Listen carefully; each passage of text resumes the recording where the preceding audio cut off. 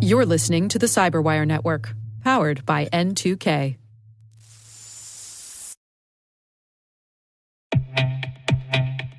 Our sponsor, Collide, has some big news. If you're an Okta user, they can get your entire fleet up to 100% compliance. How? If a device isn't compliant, the user can't log into your cloud apps until they fix the problem. It's that simple. Without Collide, IT struggles to solve basic problems, like ensuring everyone's OS and browser are up to date. Unsecure devices log into your company's apps with no problems because there's nothing there to stop them. But Collide works seamlessly with Okta to enforce compliance as part of authentication and complete the Zero Trust security puzzle. Visit collide.com/CyberWire Daily to learn more or book a demo. That's KOLIDE.com/CyberWire Daily.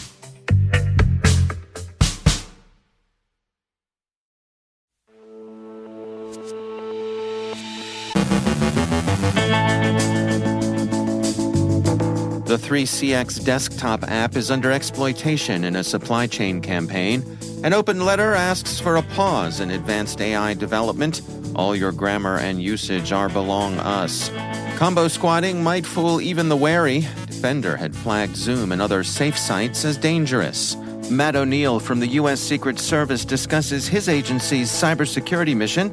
Our guest is Ping Li from Signify with a look at online fraud. And the FSB arrests a U.S. journalist.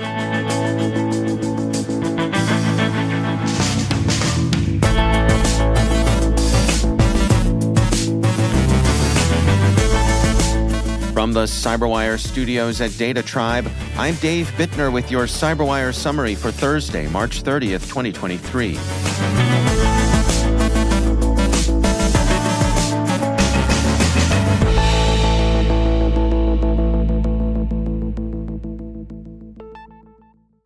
We begin with a quick note about a fast-developing story.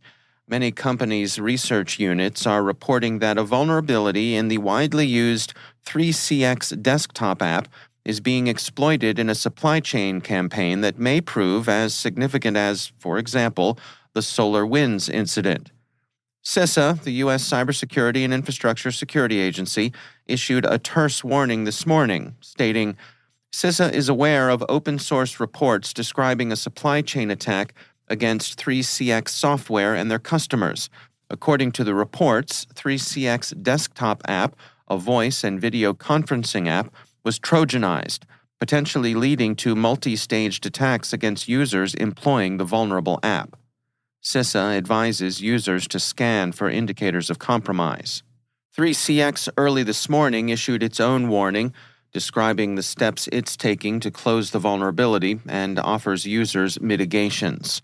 We'll be following the situation as it develops with updates posted to our site as they become available.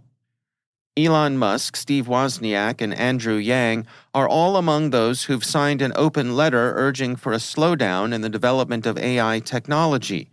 The letter warns of the danger that they believe advanced AI poses to humanity. The letter begins by asserting that powerful AI systems should be developed only once we're confident that their effects will be positive and their risks will be manageable. The letter calls for a pause of at least 6 months on the training of AI systems more powerful than GPT-4.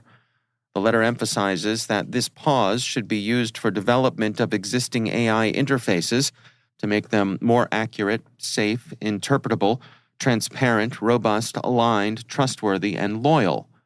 Also considered is a need for AI developers to work with policymakers to implement regulations on AI.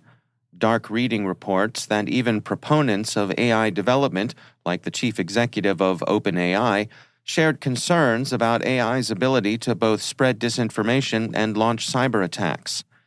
Critics of the letter wonder if this kind of technological advance can be inhibited by regulation or persuasion. AI now comes across as less subliterate than your average crook. The Guardian reports on how cybercriminals can use advanced chatbots to write convincing phishing emails. Corey Thomas, CEO of Rapid7, told the publication, Every hacker can now use AI that deals with all misspellings and poor grammar. The idea that you can rely on looking for bad grammar or spelling in order to spot a phishing attack is no longer the case. We used to say that you could identify phishing attacks because the emails looked a certain way. That no longer works. Likewise, Max Heinemeyer, Chief Product Officer at Darktrace, explained how threat actors can use AI to craft spear phishing emails, stating, "I can just crawl your social media and put it to GPT, and it creates a super believable, tailored email. Even if I'm not super knowledgeable of the English language, I can craft something that's indistinguishable from human." Akamai today blogged about cybersquatting, domain squatting, and URL misdirection, which creates a domain name closely related to an impersonated brand's or organization's domain. One of the more effective forms of cybersquatting has come to be Combosquatting, which adds a plausible keyword to a domain name. So, if you are impersonating the fictitious Max Ordinate company, you might change their authentic domain of maxordinate.com to something like maxordinatecustomer.com. A careless recipient of the link, even if they've been trained to look at the domains, might well decide it looked legit and click through. Combosquatting was, in 2022, the most observed cybersquatting tactic, with Combosquatting also generating the most DNS queries. While typosquatting remains in the limelight, researchers note that Combosquatting appears to be the more effective and prevalent threat. Support was found to be the most common keyword added to Combosquatting domains. Microsoft tweeted yesterday that Microsoft Defender was erroneously flagging some URLs as malicious. The Register reports that some major services, such as Zoom and Google, were triggering false positives in Defender. Users were still able to access the sites, but the Register says that hundreds of false alerts were extremely time-consuming for administrators. Microsoft fixed the problem yesterday afternoon after finding that the issues were caused by changes to Defender's Safe Links feature. Microsoft stated, "We determined that recent additions to the Safe Links feature resulted in the false alerts, and we subsequently reverted these additions to fix the issue." Turning to shifts and trends in the hybrid war Russia is waging against Ukraine, the Voice of America reviews more comments from Ukrainian officials and experts in allied countries to the effect that Russian cyber operations seem to be rising as Russian offenses fall short. Russia is preparing for a long war. Its intelligence services are working to establish persistence in adversary networks. Its hacktivist and criminal auxiliaries are taking the fight to Ukraine's Western sympathizers, and its attempts to influence opinion continue unabated, both domestically and internationally.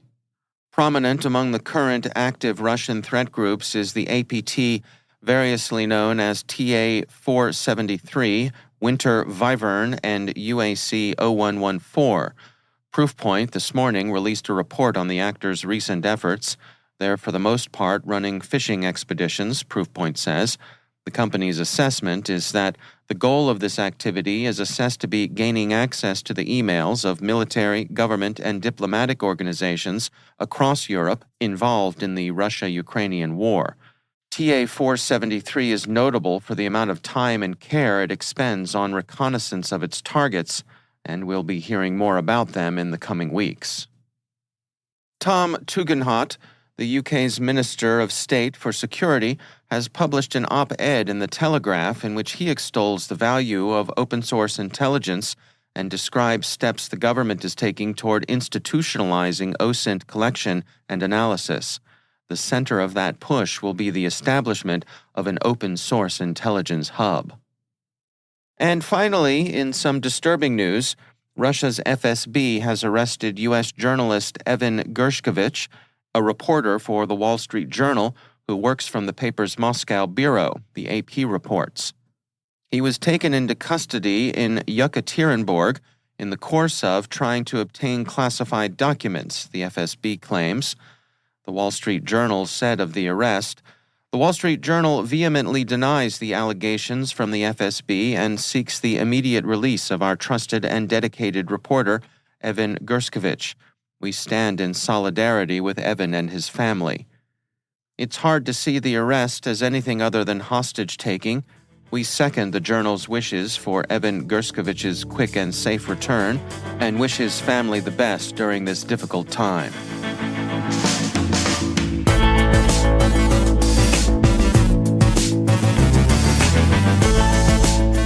Coming up after the break, Matt O'Neill from the U.S. Secret Service discusses his agency's cybersecurity mission.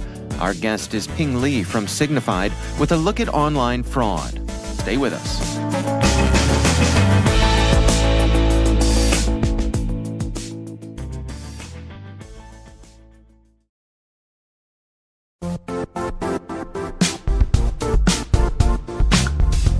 Never refactor your apps again. Never get locked into an IDP. Say goodbye to your old on-prem systems and identity management complexity. Now you can solve your biggest IAM problems with identity orchestration, even the messy ones you thought were unsolvable. Bring Strata any IAM use case like modernizing legacy apps to use passwordless authentication, migrating from one IDP to another, or enabling identity operation resiliency. Strata's identity orchestration platform is designed to extend the value of your identity infrastructure, no matter the complexity or scale. What's more, Strata's software is lightweight and flexible, developer-friendly, and vendor-agnostic. Want to see it in action? Share your identity challenge with Strata on a discovery call, and they'll hook you up with a complimentary pair of AirPods Pro. Don't miss out. Visit strata.io/cyberwire. That's strata.io/cyberwire.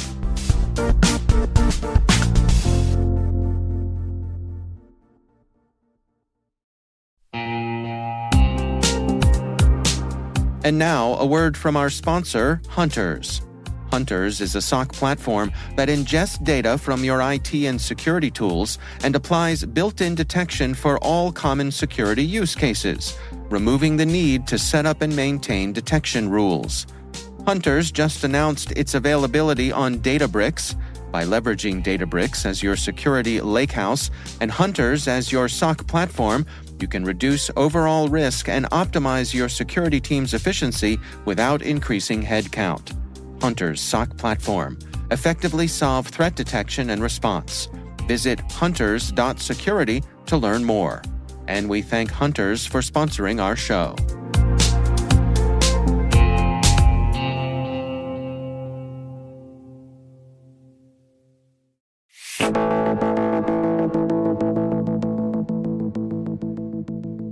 Online fraud continues to run rampant, an ongoing cat-and-mouse game between those looking to make a quick dishonest buck and those trying to protect their business and customers.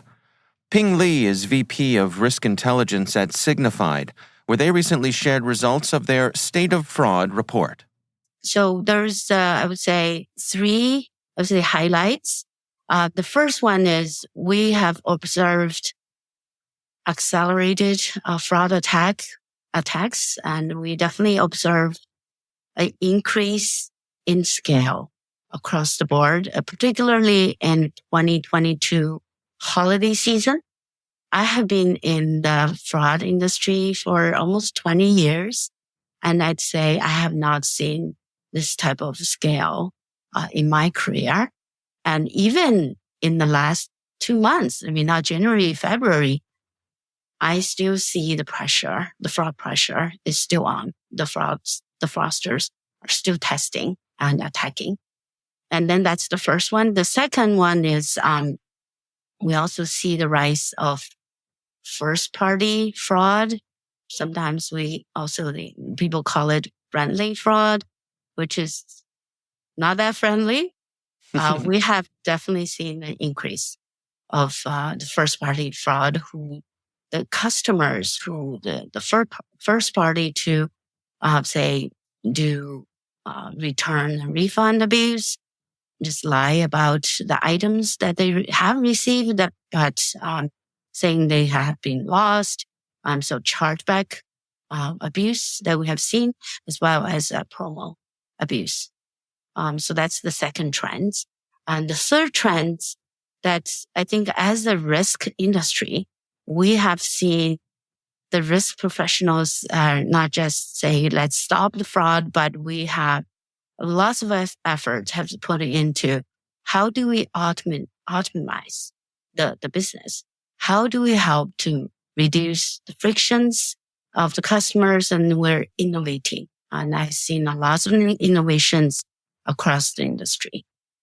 Well, where do we stand today when it comes to the technology that's available for organizations to try to fight these fraud trends? I'd say majority of the focus is on AI and machine learning.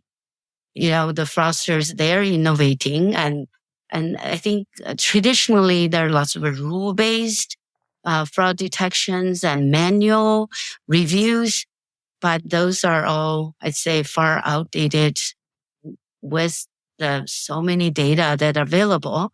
The machine learning models, the AI technology, I think that's definitely is the trends and is where the industry and merchants and risk professionals are focusing on using. Are there any particular areas that these folks are targeting and any verticals that they have in their sights? So, of course, they're targeting any merchandise which is easily resellable, all the way coming from cell phones, laptops, electronics, to the apparels like the shoes, high-end shoes, luxury goods. So anything that can be easily resell, those are all the targets. So based on the information that you all have gathered here, what are your recommendations? How should people go about best protecting themselves? Yes, I would say just like I said earlier, invest in AI and machine learning and use the automation tools to improve your efficiency, improve your performance against the fraud attacks, and work with the industry, work together to find ways that having, early detection, early warning, product or system that can help us to do a detection of anomalies. And so because sometimes when chargebacks comes in, when the damage is already done, it's too late for us, right? So I think the focus should be on early detection, anomaly detection, and machine learning. Is there anything particularly new or innovative that you all are tracking from these fraudsters? We have seen, definitely we know that fraudsters are constantly trying to find loopholes, constantly trying to circumvent our detection, our defense systems. The trends that I have been seeing that the fraudsters are doing more of are, I think, ATO. I definitely see account takeover continue to increase. I think the reason is that a lot of our merchants and e-commerce industry were trying to establish customer loyalties. We encourage people to create accounts so we can so they can receive, discounts and promotions. And so because of that, I think lots of people are creating their accounts instead of using a guest checkout. And that gives an opportunity for fraudsters, right, to really steal people's account. So ATO is one. And I also have seen BOPIS, which is the buy it now and pay, buy online and pick up in store.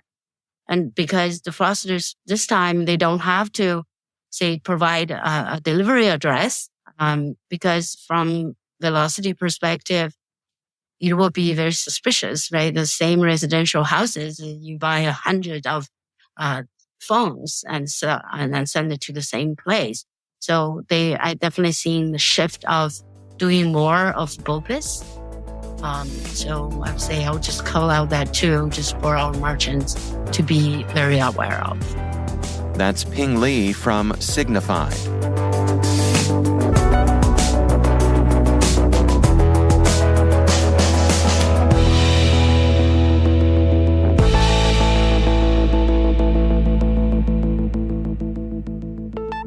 And it is my pleasure to welcome to the studio Matt O'Neill. He is Deputy Special Agent in charge of cyber at the United States Secret Service. Matt, thank you so much for joining us today. Thank you for having me. So I would love to start out with just a little bit of level setting. I think for most folks, when they think of the Secret Service, the first thing they think of is, of course, the protection of the president, the folks in the executive branch. There's a lot more to the organization than that, and I think maybe most folks aren't familiar with what you all do in cyber. Can you bring us up to date and educate us? What exactly is the mission? Sure. So the Secret Service was founded in 1865 in the Department of the Treasury.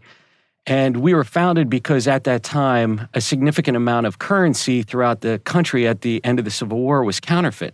And we actually stayed in the Department of the Treasury until 2003. It wasn't when they created the Department of Homeland Security. It wasn't until 1901, after the assassination of 3 presidents, that we picked up what is more widely known for one of our responsibilities is physical protection of the president.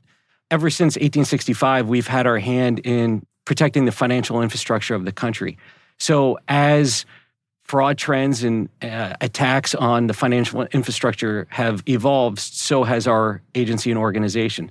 So we focus off on specifically financially motivated fraud. In this round, financially motivated cybercrime.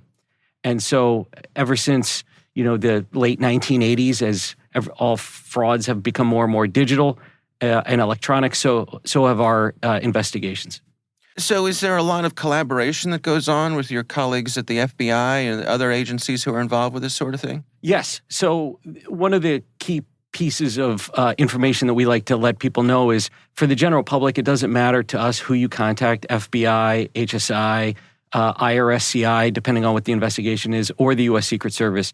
We are charged to work collaboratively together through groups like the NCIJTF, and also through our personal relationships, both in field offices and in headquarters. But we all have sort of concurrent oversight over any host of fraud types. Explain to me how the organization is set up. You mentioned field offices. Should that be the primary contact for folks out there who want to kind of pre-establish their relationship with you all? Yes, we have 43 cyber fraud task forces around the United States. Each major city probably has a cyber fraud task force near you. I highly encourage people to reach out to their office and say they want to join their cyber fraud task force.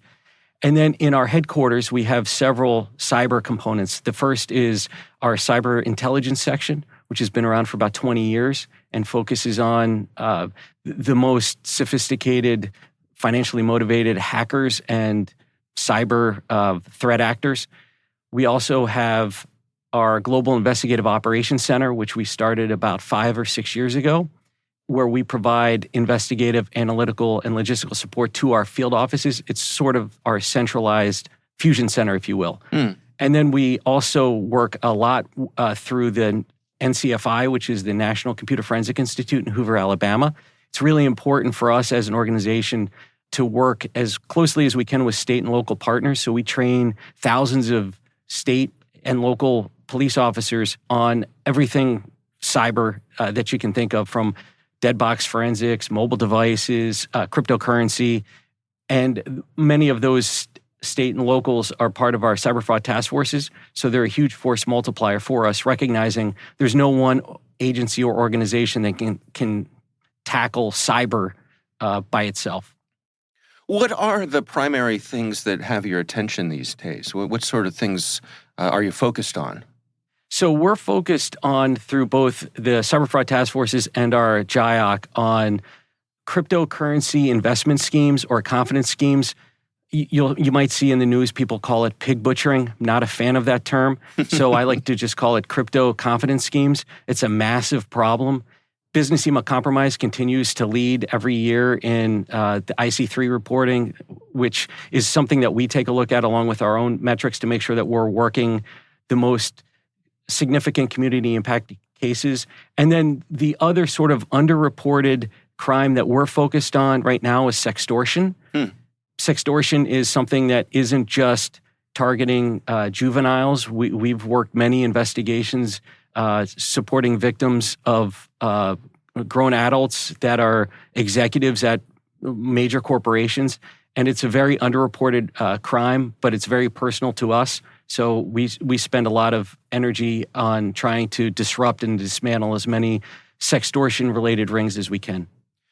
Is it fair to say that you encourage folks to reach out and as I said, establish that relationship before they need you to get those lines of communication open? Without a doubt.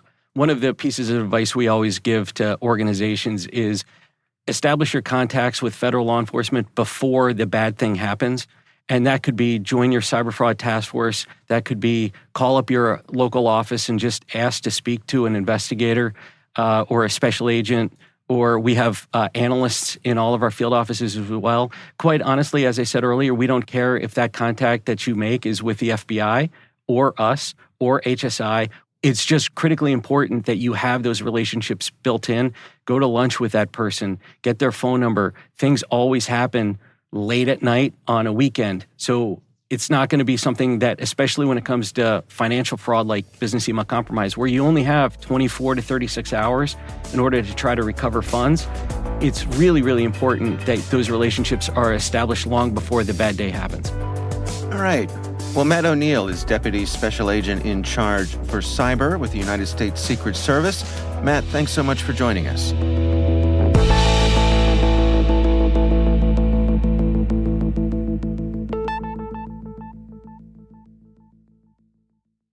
Thanks to all of our sponsors for making the CyberWire possible. Find out more about sponsoring our programs at thecyberwire.com/sponsor.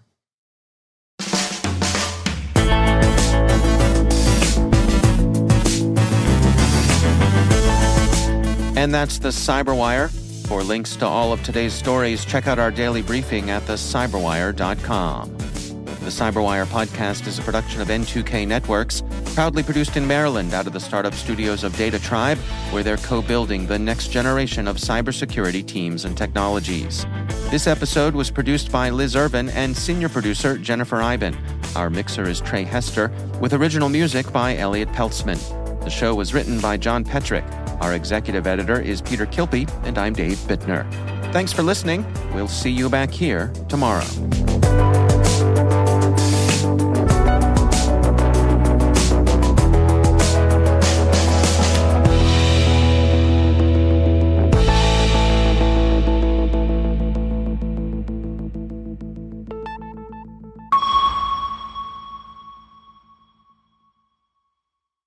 This episode is made possible in part by RSA Conference, where the world talks security.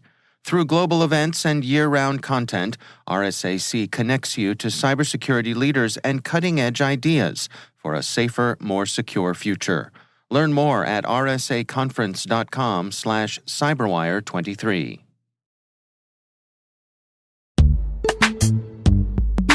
And now, a word from our sponsor, SpyCloud, the cybercrime analytics leader.